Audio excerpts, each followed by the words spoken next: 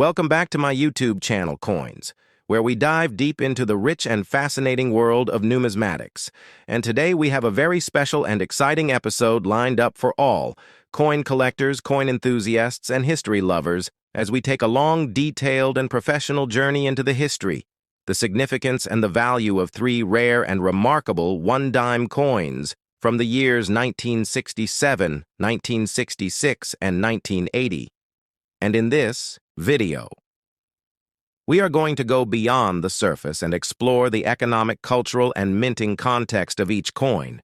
We will look at the physical characteristics, mint marks, production variations, and potential errors that make these coins unique and sometimes extremely valuable, where we explore rare and valuable coins from around the world.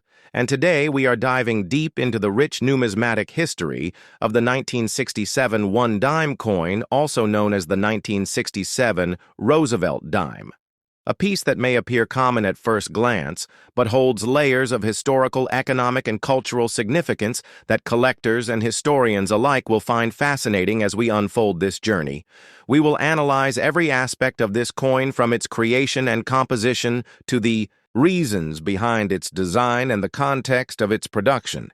In the late 1960s, we will explore the origin of the Roosevelt dime series, which began in 1946, shortly after the death of President Franklin Delano Roosevelt, whose legacy and leadership during some of the most challenging times in American history, including the Great Depression and World War II, made him a revered figure worthy of national commemoration on the 10-cent coin. The decision to place Roosevelt on the dime was not arbitrary. It was deeply symbolic, due to his association with the March of Dimes, a campaign to fight polio, a disease he himself had battled throughout his life, and his appearance on the dime was both a tribute to his contributions to public health and a continuation of a numismatic tradition that honors key historical figures with nationwide recognition on currency. Fast forward to the year 1967, a period of significant change and turmoil in the United States. The country was grappling with the Vietnam War, civil rights protests, cultural revolutions, and economic challenges. And in the world of coinage, the U.S. Mint was also undergoing substantial transitions. One of the key historical contexts behind the 1967 dime was the Coinage Act of 1965.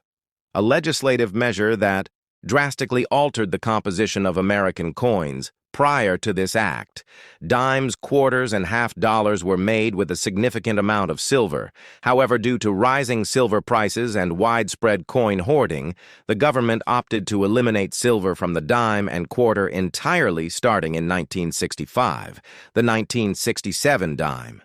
Therefore, was struck during a transitional period where the U.S. Mint was still adjusting to the new clad coinage system, which utilized an outer layer of copper nickel bonded to a pure copper core. The result was a new generation of coins that looked similar to their silver predecessors, but had a drastically different intrinsic value. In 1967, the Roosevelt dime was minted without a mint mark. This was because the Mint had temporarily suspended the use of mint marks from 1965 through 1967 to discourage coin collecting and hoarding, utilized an outer layer of copper nickel bonded to a pure copper core. The result was a new generation of coins that looked similar to their silver predecessors but had a drastically different intrinsic value.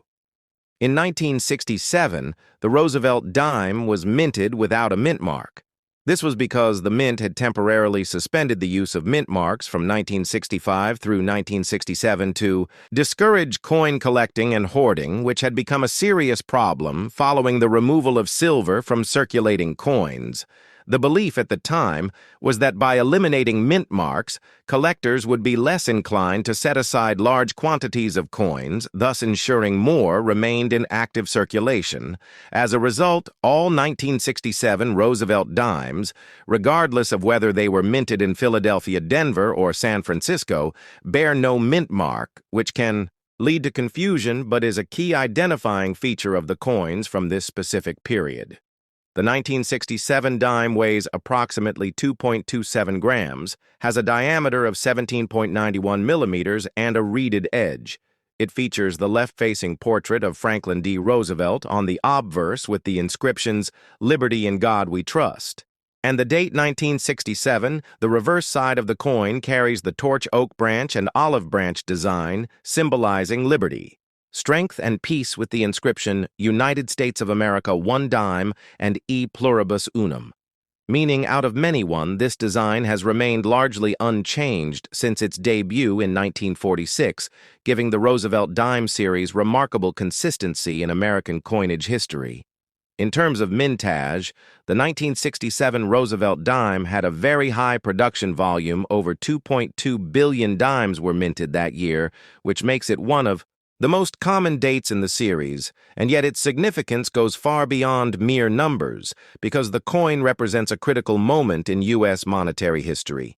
When coinage policy was redefined to respond to economic realities, it also serves as a marker of mid-century design values and the enduring respect for Roosevelt's legacy, though the 1967 Roosevelt dime is not considered rare in terms of standard circulation coins.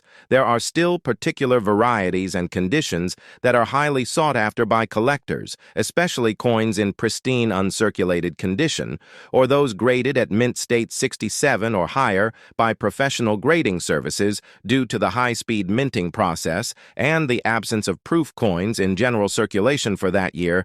Finding a flawless 1967 dime is challenging, making high-grade specimens valuable in the numismatic market. Speaking of proof coins, it's worth noting that while regular proof sets were not issued in 1967, the U.S. Mint did produce special mint sets, also known as SMS coins, for collectors. These sets were struck using specially prepared dies, resulting in coins with a higher level of detail and a semi-proof-like finish. The 1967 SMS dimes are distinguishable by their sharper details and satiny surfaces, and though they were not true proofs, they hold a special place in the hearts of collectors who recognize their unique aesthetic and historical value. Over the years, many collectors have also searched for error coins among the 1967 Roosevelt dimes. These can include off-center strikes, double dies, clipped planchets, and other minting anomalies which can significantly increase a coin's value depending on the nature and rarity of the error. The fascination with such errors is tied to the inherent complexity of the coin minting process and how slight mechanical or human imperfections can result in unique collectibles that are prized far beyond their face value. As we continue through the historical timeline, we must understand that the late 1960s also marked a growing public interest in coin collecting, partly spurred by the widespread changes in U.S. coinage, the removal of silver, the redesign of various denominations, and the proliferation of mint sets all contributed to a numismatic boom, and the 1967 dime stands right at the center of this cultural phenomenon, representing a time when coins were no longer just tools for commerce, but artifacts of American identity and economic policy. In the modern market, the 1967 dime remains a subject of study not only among U.S. coin collectors, but also among economists, historians, and enthusiasts who appreciate the broader implications of monetary policy. Changes the debates surrounding intrinsic versus face value inflation, precious metals, hoarding, and coin circulation trends all find a microcosm in the study of this humble 10-cent piece for those building complete Roosevelt dime collections or studying the evolution of U.S. coinage from the mid-20th century. The 1967 dime serves as an essential component and a gateway to deeper understanding. In conclusion, the 1967 Roosevelt dime is more than just a piece of metal. It is a representation of a nation in flux, an artifact that carries the story of political decisions, economic pressures, technological transitions, and the enduring legacy of a beloved American president. Though it may not gleam with silver, it shines with historical significance, and for collectors and historians it offers a rich narrative that continues to be explored and appreciated today. So whether you're holding one in your hand or studying it through the lens of history, the 1967 dime is a coin worth knowing and remembering, where we explore the fascinating world of rare coins and their hidden histories. And today, we turn our attention to one of the most intriguing coins ever minted in the modern American era, the 1966 one-dime coin, also known as the Roosevelt dime. This coin holds more than just monetary value. It carries a story of post-war America, a tale of economic transitions, political strategy, minting policies, and collector intrigue that spans over half a century. To fully appreciate the 1966 one-dime coin, we need to understand the broader context of the time and the man whose image is imprinted on it. Franklin Delano Roosevelt was the 32nd President of the United States. A towering figure during the Great Depression and World War II, his influence reshaped American policies and government structures in ways that are still felt today. When Roosevelt passed away in 1945, the United States Mint decided to honor him by placing his image on the 10-cent coin, replacing the Mercury dime, which had been in circulation since 1916. The Roosevelt dime was officially introduced on January 30th, 1946, which was also the late president's birthday. From 1946 to 1964, the Roosevelt dime was struck in 90% silver and 10% copper.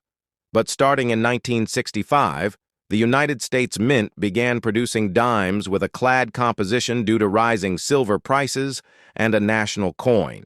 The Coinage Act of 1965 eliminated silver from the dime and quarter and reduced the silver content of the half-dollar. This was a major turning point in U.S. numismatics, and the 1966 one dime is one of the earliest examples of the new copper-nickel-clad coinage.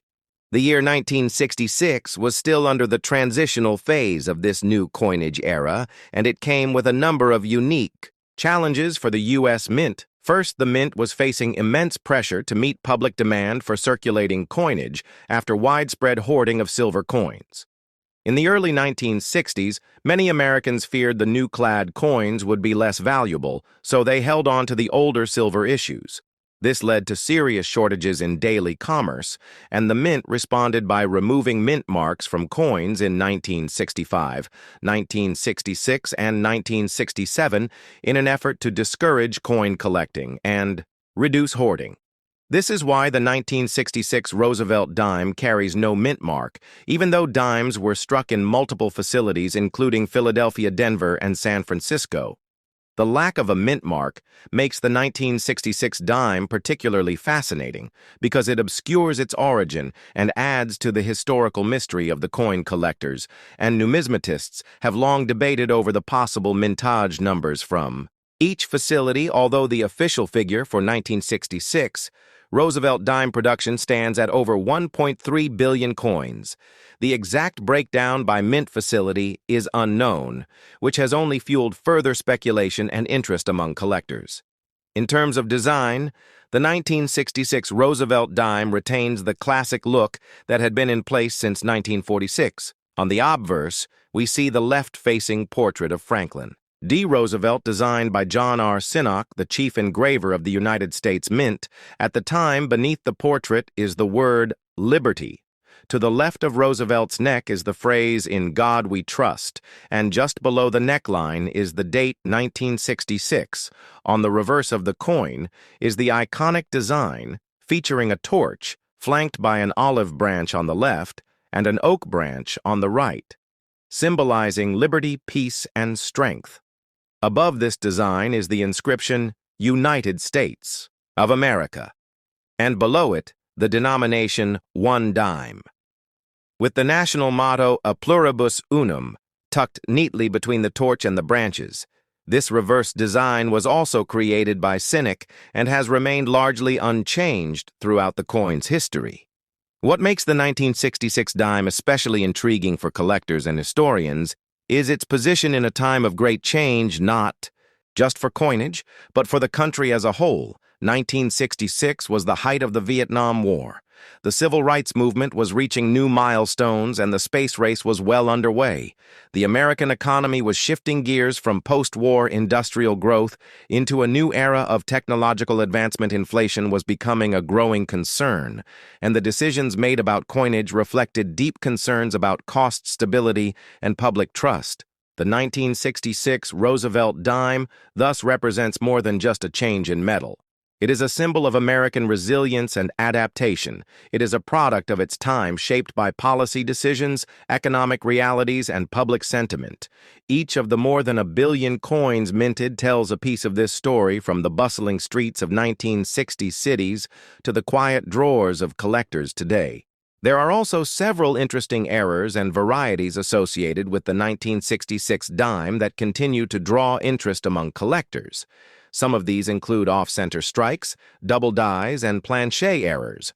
While most 1966 dimes were produced with relatively high-quality control standards, the sheer volume of coins means that occasional mistakes slipped through, and these rare errors are now some of the most valuable and sought-after pieces on the market. In the world of numismatics, every detail matters, from the weight and composition to the design and even the historical context that surrounds a coin. The 1966 one dime is no exception. It marks a pivotal moment in the transition from precious metal coinage to modern clad coinage, and it serves as a touchstone for understanding the economic and political pressures of the time. As we continue through this video, we will take a deeper look into the minting process of the 1966 dime, including insights into the machinery used and the quality control techniques. We will also compare it with earlier silver Roosevelt dimes and explore how the metal change affected the coin's appearance, durability, and public acceptance. We will delve into notable auctions where 1966 dimes fetched high prices due to unique conditions or rare errors, and we will explore how grading affects the value and appeal of these coins, especially in the higher mint state ranges from MS-65 up to MS-68. We will also hear stories from collectors who remember when the coin was first released and the controversy it stirred among those who preferred silver to clad. We will explore how the 1966 dime is used in teaching coin identification and counterfeit detection, and how its design has influenced other world coinage and commemoratives. Whether you are a seasoned numismatist or a newcomer to the world of coin collecting, the 1966 one dime offers a rich and rewarding subject for study and admiration. It is a coin that bridges the gap between eras, a modest yet powerful reminder of a nation in transition, and the lasting impact of presidential legacy and public policy. The special mint sets of 1966 were produced in San Francisco and are identifiable by their strong strikes and satin finishes, although they lack mint marks. Their superior quality has made them highly desirable, especially when found in pristine condition. The SMS 1966 dimes, graded by third-party services like PCGS and NGC, have consistently commanded high prices in the upper mint state ranges, especially at MS-67 or MS-68 levels with full torch or full bands designations on the reverse. Speaking of design details, the reverse torch on the Roosevelt dime remains a focal point of grading. This area is notoriously difficult to strike fully, particularly in the clad era. A coin that shows complete horizontal lines in the torch is awarded a full bands or full torch designation, indicating superior strike quality and increasing its numismatic value even among 1966 dimes in special mint sets. Very few display this full detail, making them rare and highly prized. Turning to public perception, the clad coins of the 1960s were initially met with skepticism. Many Americans viewed the removal of silver as an erosion of value, and the lighter weight and different sound of clad coins made them feel cheap compared to their silver predecessors. Vending machines had to be recalibrated, and millions of people felt a sense of loss as silver coins disappeared from their wallets. This emotional and economic shift is a key part of the 1966 dime's identity. It was not just a coin, but a symbol of change in trust in modernity and in American values. Over the years, the 1966 Roosevelt dime has become a key piece for teaching monetary policy changes in schools, museums, and economic history courses. It illustrates how governments must balance budgetary concerns with public expectations and how material science plays a role in national policy. Even the way the coin wears down over time has been studied to improve future coin design and composition making. the 1966 dime both a product and a tool of research and innovation.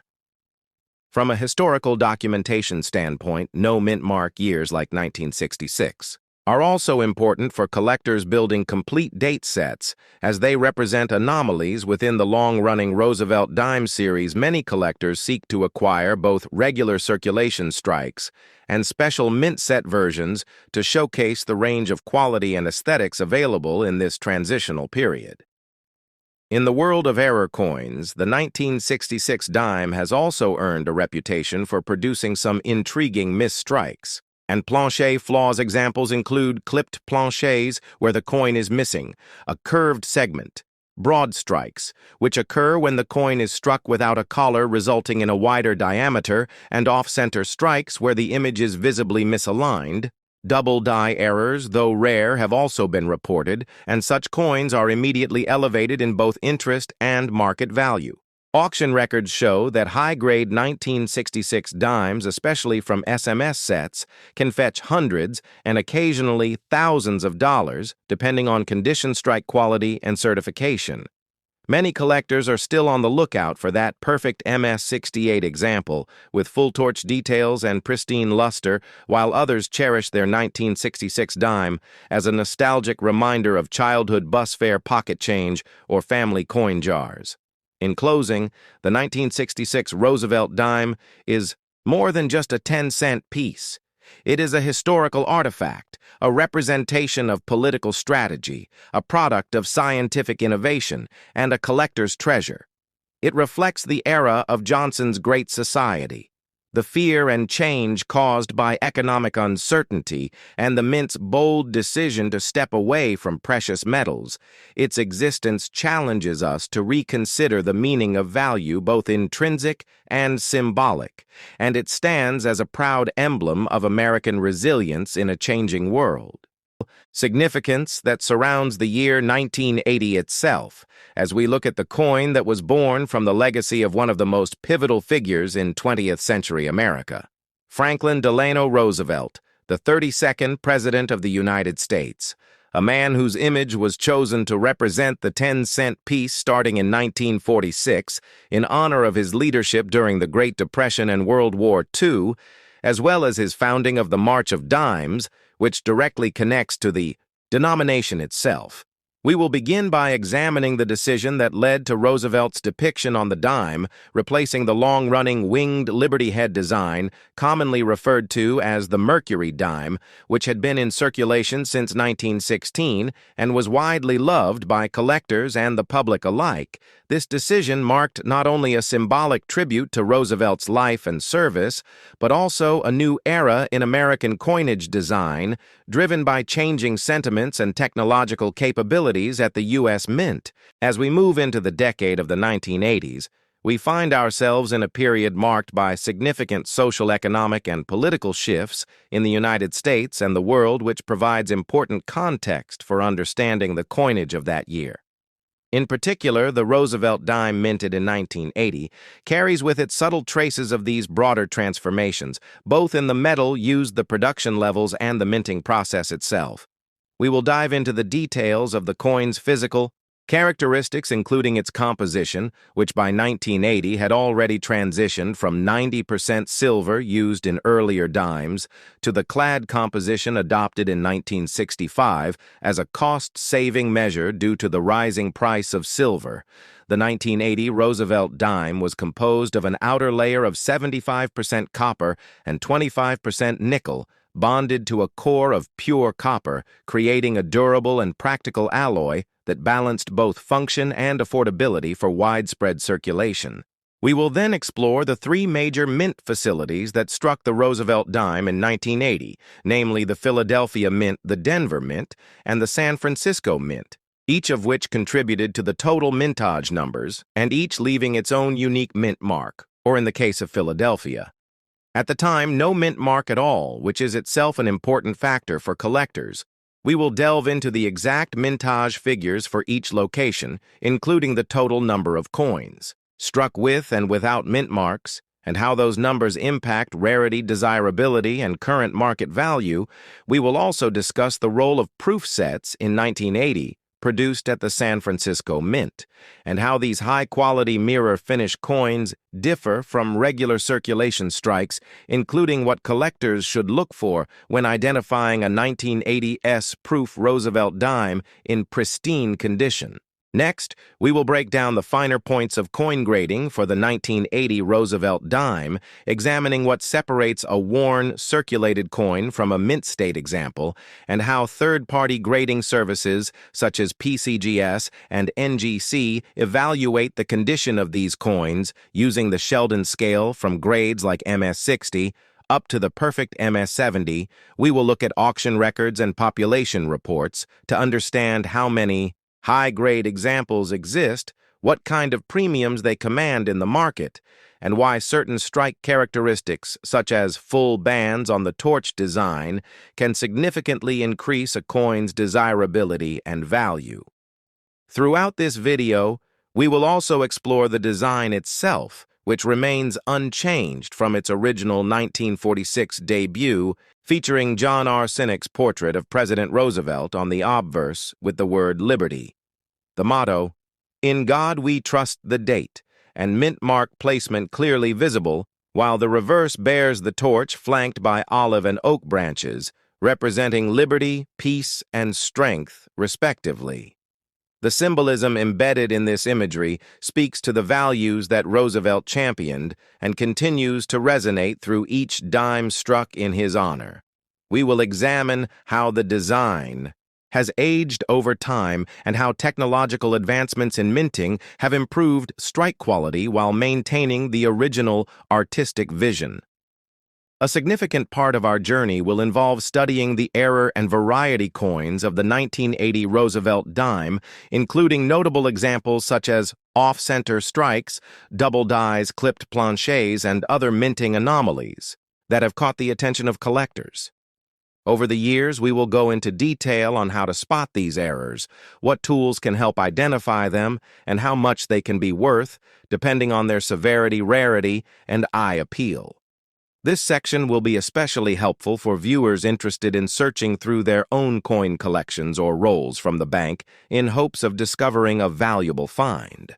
From there, we will look into the broader economic conditions of 1980, including inflation rates, the state of the U.S. Mint, and public attitudes toward coinage, which help explain why certain coins were minted in the quantities they were, and how public demand and circulation needs shaped the production of dimes. During that year, we will also compare the 1980 Roosevelt dime to dimes of other nearby years to identify any unique features or production anomalies, and see how the 1980 issue fits into the larger timeline of the Roosevelt dime series. We will also highlight the significance of this coin in modern collecting circles and how its role in everyday commerce makes it both ubiquitous and underappreciated. We will speak with numismatic experts, analyze sales trends, and use real data to assess the investment potential of the 1980 Roosevelt dime, including whether it holds any promise for the future as a valuable collectible, especially in high grades or with rare varieties. Finally, we will close with a discussion of how coins like the 1980 Roosevelt dime serve not just as tools for transaction, but as miniature pieces of American history, each carrying the legacy of a president, a time period, and a nation's evolving identity, from design choices to minting technology, from collector demand to economic history. This coin tells a rich and multi-layered story that is often overlooked, but today we give it the spotlight it deserves. So whether you are a seasoned collector, a casual enthusiast, or someone just beginning to explore the world of numismatics, this video will provide you with everything you need to know about the 1980 Roosevelt dime, its history, design, value, and importance in the broader scope of American coinage.